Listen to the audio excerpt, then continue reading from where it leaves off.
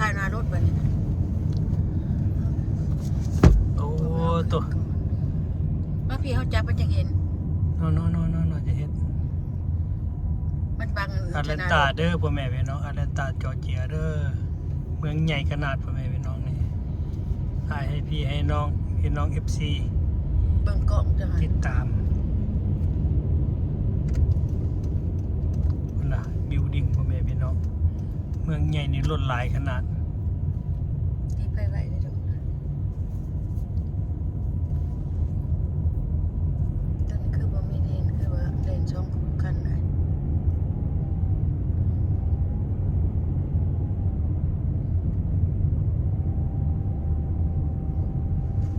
เมืองรถพ่อแม่พี่น้อง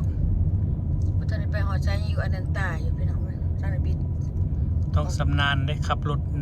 ออกมาแต่6 โมง พอ นะ สำนานบ่ได้เวลาเข้าเลนเข้าหยังกะหูตาไว ออกมาแต่6 โมงเลยจะได้8 โมงด้วย เดี๋ยวนี้2 ชั่วโมง 8:35เฮาออกมาจากบ่อนนอนโฮเทลหั่น6:25เมืองเดียวกัน เบิ่งดูคนนอนตามทางนี่เท่าเห็นบ่พ่อแม่พี่น้องคนนอนตามทางบ่มีเฮือนอยู่เนี่ยเบิ่นนี่ล่ะ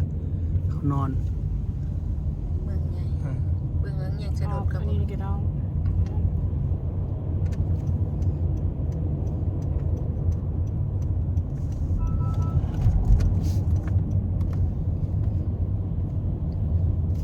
โอ้โดดตัวนี้กดอย่างนี้เขาได้ดูจัดต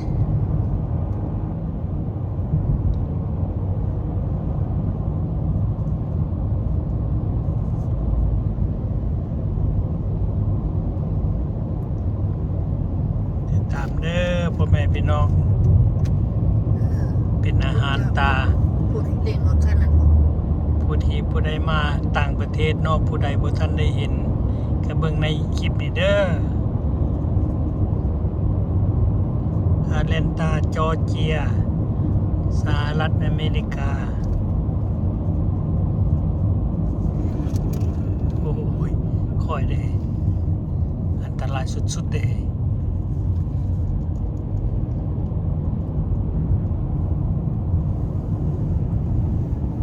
โฮเทลดังโซนสูง ขน้อยในเมืองใหญ่ขน้อยบ่อยากอยู่เลยเวลาไปลากไปการขึ้นนี่เบิ่งรถอังนี่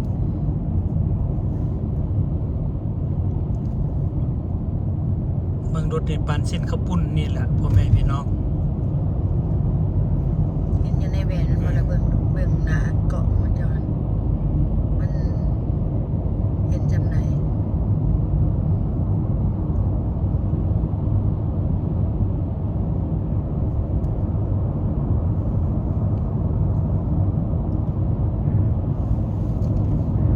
เอามือดันทั้งลมน้ำเลยมันสูงขึ้น เขาเอิ้นกองหัวเด้นี่ หัว บิวดิ้งนะเตือนๆนะ ตั้งเป็นเพื่อนคนเด้อพ่อแม่พี่น้องทั้งลุมนี้เป็นทางถนน เกาะหัวนี่ FC ก็ Car สิ on ถาม shoulder ahead. ตาจังนะ FC ก็สิถามเป็นทางใดเนาะวานนี่ไปเที่ยวทางใดเนาะคือบ่เห็น ลงคลิปบ่ทัน กล้อง ได้ เห็นบ่เห็นคลิปเป็นหยังบ่สำบายบ่ FC ก็สิว่าเนาะเพราะว่าลงคลิปยังบ่ทันได้พ่อแม่พี่น้อง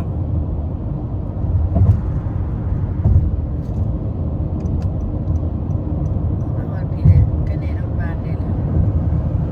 เป็นจังนาทีนะ 6 นาทีวิ่งก่อน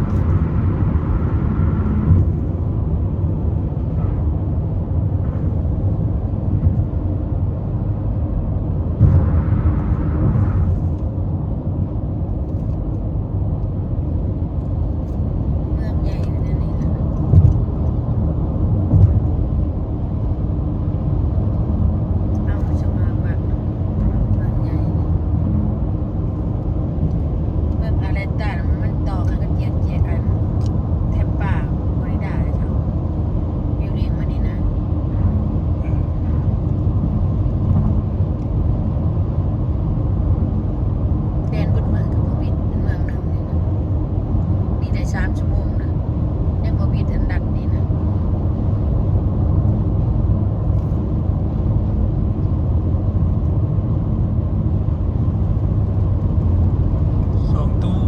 ไปทางใดเนาะติดตามคลิปบ่เห็นคลิปใหม่นี่